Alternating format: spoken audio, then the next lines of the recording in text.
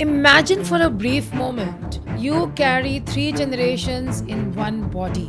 The eggs that became you were formed in your grandmother's womb, passed through your mother, and eventually became a part of you. Your life was literally seeded long before you were born. Severe trauma in one generation can leave a molecular scar that shows up in the next. The fact that the womb remembers means we can deliberately now reshape these memories. You are the culmination of generations. When you heal yourself, you heal them all, and you give your baby a cleaner, lighter path. Imagine for a brief moment you carry three generations in one body: your mother, yourself, and if you're pregnant, then your child, or if your wife is pregnant, then again your child. Even your grandmother, if you go back. They're all connected through the same womb. Around 7 weeks into gestation, a female fetus forms all the eggs she will ever have. So, your mother's ovary is the organ nearing the uterus which contains the follicles, the future eggs. So the ovary was already developing inside your grandmother. In other words, the eggs that became you were formed in your grandmother's womb, passed through your mother, and eventually became a part of you. Science now confirms that this rare three generation bond has deep implications. Your life was literally seeded long before you were born. Our lives are intertwined with those who came before us. Modern research in epigenetics shows that a grandmother's environment and her experiences can leave marks on her grandchildren. For example, if a grandmother smoked, the chemical changes in her body could theoretically influence her granddaughter's metabolism through DNA tags. In a very experiment on pregnant mice, scientists found that a healthy diet given to the mother led to healthy brown coated pups, which are the baby mice, whereas a normal diet produced yellow and obese pups. This shows how a mother, and by extension grandmother's diet and health during pregnancy, can epigenetically influence a child's well-being. Well, trauma and stress can work the same way. Studies of Holocaust survivors and the children found matching epigenetic changes in a stress related gene across both generations. In other words, severe trauma in one generation can leave a molecular scar that shows up in the next. A recent study of Syrian refugee families did something similar. War related trauma produced distinct DNA methylation patterns that appeared in grandmother, mother, and child alike. The authors call it intergenerational epigenetic signature of violence. In short, biology is telling us that your ancestors' emotions, their diet, their stresses, fear, or love can ripple forward it to you and your baby. These scientific findings echo what many mothers have felt intuitively. Often, expectant mothers notice they react or worry in the same way as their mothers did, even when the original source of that pain happened long ago. As one therapist quips, I just don't want to be like my parents. And yet, without awareness, old patterns sneak in. Research notes that our maternal identities are rooted deeply in our mother's parenting style. Her parenting style is rooted in her mother's, and so on and so forth. This intergenerational trauma challenges in one generation, echoes in the next one. Yet, this burden can be healing. The fact that the womb remembers means we can deliberately now reshape these memories. Many cultures have long ago understood the sacred power of the womb.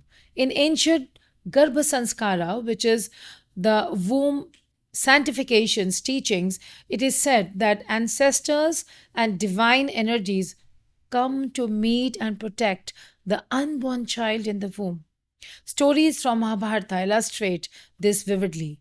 Arjun's son Abhimanyu was shown the enemy's battle formation while still in his mother's womb.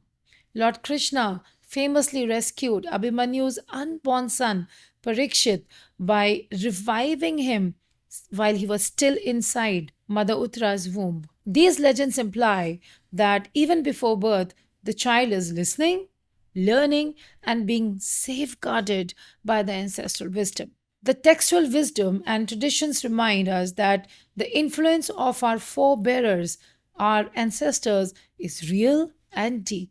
For instance, Hindu rites like Shraddh honor three generations of ancestors, sometimes even seven generations, based on the belief that these ancestors continue to influence our lives. Even the Rig Vedas tells of a sage who declared he knew all cosmic truths while still in the womb. This suggests that a fetus has great potential, consciousness, and connection. What does this mean for you as an expectant mother, as a mother who's pregnant with this unborn child? In simple word, this means firstly that awareness is the power. Recognizing that some of your stress or fears may actually be echoes of family history is the first healing step. For example, biological inheritances. Your body carries the chemical heritage of your ancestors. This might show up as anxious feelings, fears, or even physical tendencies like trouble sleeping, digestive issues, or a fight or flight reaction that feel out of proportion. Now we know some of these may have been programmed by the ancestral experience and the ancestral memories, which are sitting right there inside your subconscious mind. Let's talk about the emotional patterns. You may notice the repeating family patterns, perhaps a mother who always worried, or a grandmother who seemed to be fated to repeat the same life events. These can manifest as an inexplicable sense of, I feel this even though I shouldn't have. A very clear example is research showing trauma passed down from the World War, its survivors to the children as anxiety proneness. And how does strength is transformed from lineage to another?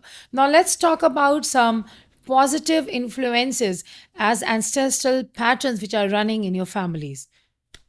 The positive traits. Qualities like compassion, courage, creativity, kindness can be gifts from your lineage just as much as burdens. Our choices can amplify the good we inherit. By acknowledging these ties, you can begin to heal the lineage. Ancient and modern approaches both emphasize that the womb is receptive.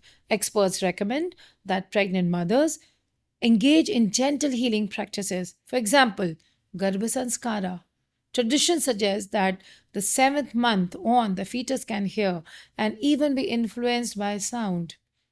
Reciting positive affirmations, prayers, or playing calming music or mantras can send beneficial signals to the baby. Probably that's why we have a baby shower in the seventh month. That's when all the ladies get together and they sing beautiful mantras, do havana and the yagyas for the child to pass on these beautiful impressions and sanskaras to the fetus which they carry inside the mother's womb. Research hasn't proven mystical effects of mantras, but scientifically we know that reducing your own stress through soothing sound or meditation lowers stress hormones, which in turn means a calmer in utero environment for the baby. In practical terms, here are steps you can take now. Number one, conscious self care. Commit to gentle breathing exercise, prenatal yoga, or meditation. These practices help you become aware of your body and emotions.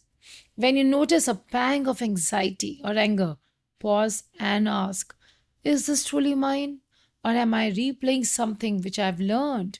Journaling about your family history can bring buried issues to life. This point is the initiation of your own healing journey and that of your ancestors. Heal old wounds. Consider therapy or energy work focused on ancestral healing. Therapies like EMDR, family constellation work, or simple family tree meditations can reveal and begin to release inherited trauma. Writing letters of forgiveness or gratitude to your ancestors, even or to your parents if they are not alive, is a way some healers suggest which help lifting old burdens. Next, positive imprinting. Talk, sing, or even play uplifting music to your belly. The baby is forming neural pathways even in utero. Tell the baby and your own cells, we are safe, we are loved. The speaking tree text even suggests chantic Vedic mantras or gentle instruments like flute and veena to promote health for a mother and child. Whether you believe in the literal power of sound or not, this habit centers you and calms you. Honoring your lineage. Perform a simple ritual to honor your ancestors and your lineage. Light a candle or say a prayer for your grandmother, great grandmother, your grandfather, your grandparents, your lineage ancestors. Acknowledge their struggles. What can you say? Thank you for surviving. Mom, grandma, thank you so much, grandpa, for your strength in me. In Hindu rituals, Shraddha, offering to three generations of ancestors, are said to harmonize family karma. Metaphorically, giving thanks to your lineage can shift family patterns.